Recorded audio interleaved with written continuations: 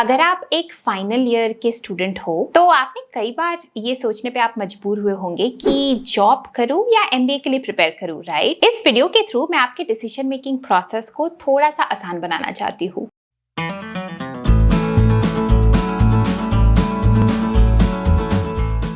Hi everyone, welcome to insider Gyaan. मेरा नाम सौमी है। I am an IIT Delhi and ISB Hyderabad grad. I share my experiences on this channel. I mentor a lot of MBA aspirants and थोड़े बहुत educational videos भी बनाती हूँ business related. So if any of these things interest you, please consider subscribing to the channel.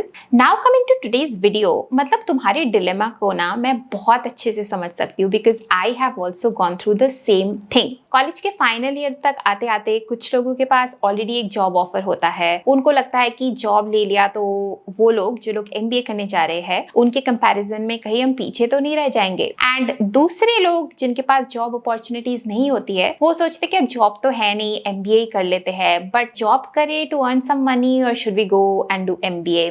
So I get it. What makes it even more difficult is India is a young MBA market. India में लोग काफी जल्दी MBA कर लेते हैं and which is why there's an optimum age or optimum years of experience by which it's good if you have done your MBA as well. But in the rest of the video, I'm going to share with you some pros and cons of each and help you make a more informed decision. So job versus MBA. Short answer from my side is that a job gives you a lot of perspective and helps you make better decisions during your MBA as well, which is why job karna is a good idea. So first let's discuss the benefits of doing a job before MBA. And number one is आपको अपने बारे में काफी कुछ जानने को मिलता है।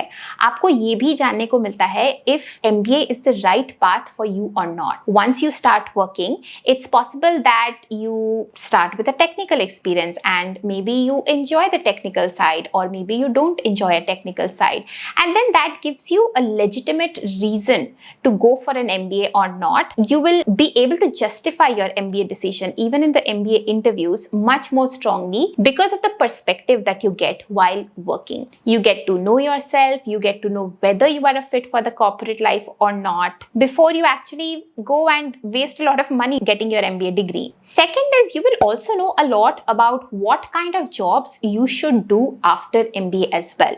क्योंकि जो प्री MBA का पीरियड है उसमें काम करके आपको थोड़ा बहुत आइडिया लग जाएगा what are your strengths, what are your development areas, what kind of job profile will suit you, what kind of life do you want in the long run. For example, if you want a very chill, relaxed life, then you should definitely not go into consulting or finance. तो ये सब चीजें आपको job जब आप करना शुरू करोगे तो ही आपको इन सब चीजों की क्लैरिटी आएगी। एक दूसरा साइड ये भी हो सकता है, मान लीजिए आप एक कंप्यूटर साइंस ग्रेजुएट है और आपने सॉफ्टवेयर इंजीनियरिंग में कोई काम करना शुरू किया और आपको रियलाइज हुआ कि आप काफी एंजॉय कर रहे हैं जो टेक्निकल साइड ऑफ थिंग्स है।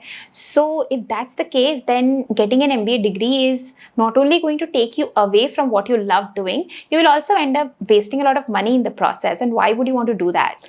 Thirdly, as you are working, you will try and figure out for yourself where you fit better, what you like to do more, and that's a huge plus because MBA एक reset दे देता है आपके career को। MBA करने के बाद आप जो प्री MBA फील्ड है उससे ड्रास्टिकली मूव करके किसी और फील्ड में जा सकते हो, राइट? सो अगर MBA करने के पहले ही आपको वो क्लैरिटी मिल जाए then that's better. You can do a couple of jobs, you can see which one you are enjoying more. जो तुमने एंजॉय नहीं कर रहे हो you can eliminate those options. So basically explore and eliminate before MBA, and this is a classic example for me as well क्योंकि MBA के पहले मैं फाइनेंस में करती थी काम एंड उस टाइम पे मुझे रियलाइज हो गया था कि मुझे फाइनेंस नहीं करना, जबकि कॉलेज में मुझे काफी क्लियर था कि मुझे फाइनेंस फील्ड में जाना है, राइट? तो अगर मैं कॉलेज के जस्ट बाद MBA कर लेती ही तो MBA के बाद भी मैं किसी फाइनेंस फील्ड में ही जाने की कोशिश करती और तब जाके मुझे रियलाइज होता कि finance is not for me and then it would have been a little more difficult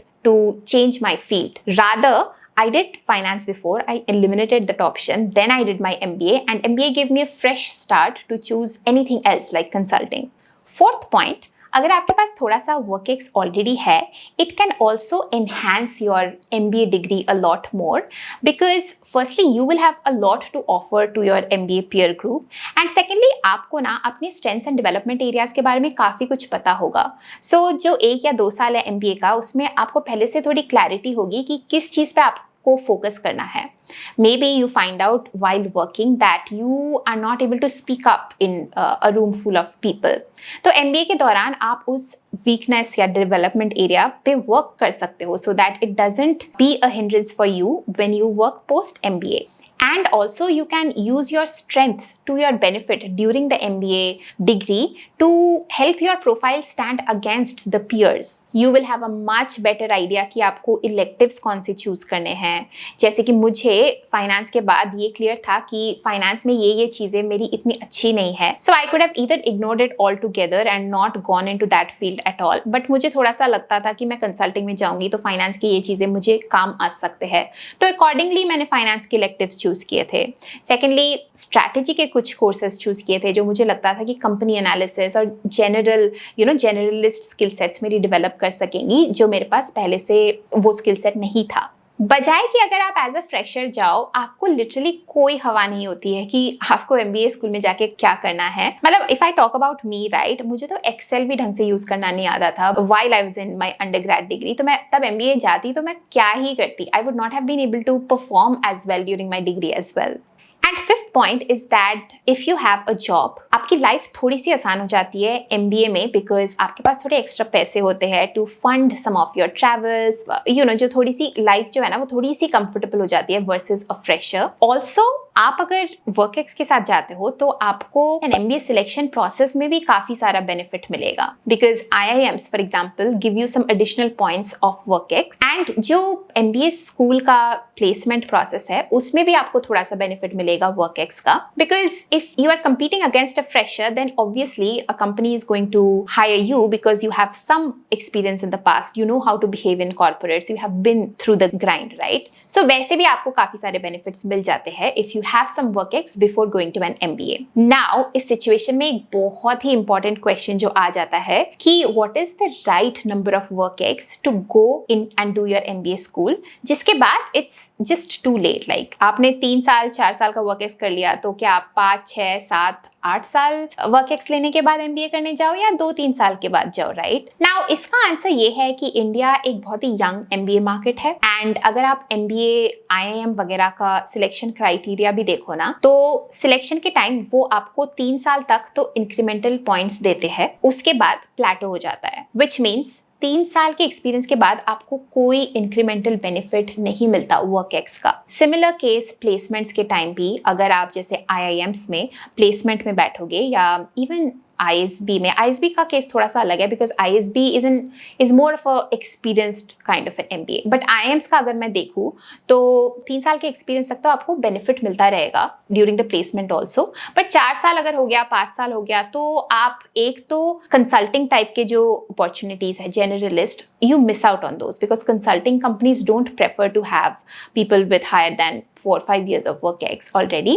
and 5 साल के बाद ऑनेस्टली आपका जो प्री MBA फील्ड है उससे आपको दूसरे फील्ड में मूव करना भी ना थोड़ा सा डिफिकल्ट हो जाता है. So I would say that 2 to 3 years is an optimum time जिसके बाद आपको MBA कर लेना चाहिए इंडियन बिजनेस स्कूल से. If you are considering business schools abroad then that's a different discussion all together. You can have like 5-6 years of experience as well. So last section of the video में ये discuss करते हैं कि वो कौन से गिने चुने केसेस है when going for an MBA as a fresher right after your college degree is more suitable.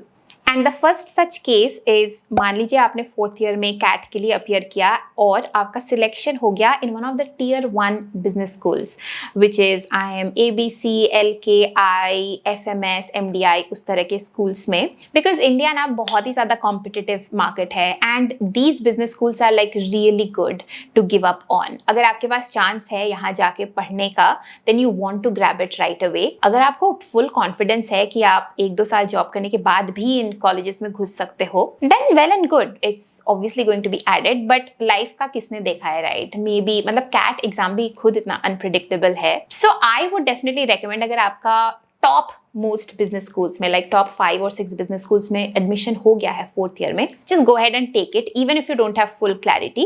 Use the 2 years of MBA to do some projects, internships and stuff to figure out for yourself the best what you want to do after MBA. And second situation ये है अगर आपके पास एक बहुत ही technical degree है and आपको full clarity है कि इस टेक्निकल डिग्री में तो मुझे लॉन्ग टर्म नहीं रहना है ओके, तुम्हें बिजनेस लाइन में ही जाना है, then again I think MBA is a good option for you to consider right after college. उस सिचुएशन में भी एक्चुअली अगर आपका Tier 1 या Tier 2 में नहीं होता है ना, आई वुड डेफिनेटली से कि go ahead and get a job rather than moving to MBA right away. I mean just to give you an example, अगर आपने BSc इन बायोलॉजी किया हुआ है, या फिर मेरे केस में I did an engineering in biotech, 5th year में मुझे काफी क्लियर हो गया था, 4th 5th ईयर में, कि मुझे बायोटेक में रिसर्च नहीं करना है long term, and I definitely want to like pursue something in the business और कॉर्पोरेट फील्ड। तो तब मैंने कैट का एग्जाम दिया था। बट यू नो, बहुत सारे लोग हैं जो ऐसे सोचते हैं कि बिकॉज हमारा कोई जॉब नहीं लगा, अच्छा जॉब नहीं लगा कॉलेज के बाद, let's go ahead and do an MBA because may be MBA करने के बाद हमारा कोई अच्छा जॉब लग जाएगा। And these are cases where you are not even making it into a Tier 1 business school, maybe a Tier 2 or Tier 3, which is not as good. That is a very wrong way to approach honestly, क्योंकि आप ना मतलब अपनी employability बढ़ाने के लिए सिर्फ पैसे वेस्ट कर रहे हो at this stage. I think a better use of your time and effort is go and find more jobs. अगर जॉब नहीं मिल रही है तो internships करो, internships 3-4 करो, 5वें में शायद आपको ऑफर मिलेगा। Like keep pushing yourself and try to get a job anyhow versus opting for a business school which is not good enough, because MBA is expensive यार, मतलब बिना क्लैरिटी के तुम क्यों इतने सारे पैसे वेस्ट करना चाहोगे। So hope this video gave you some ideas and some food for thought. Think about job versus MBA in your final year of college. अगर आपके और भी कोई questions है, you can always drop me a note in the comments or email me. And if you found it helpful by any means, hit the like button and subscribe to the channel. And I'm going to see you soon. Till then, bye.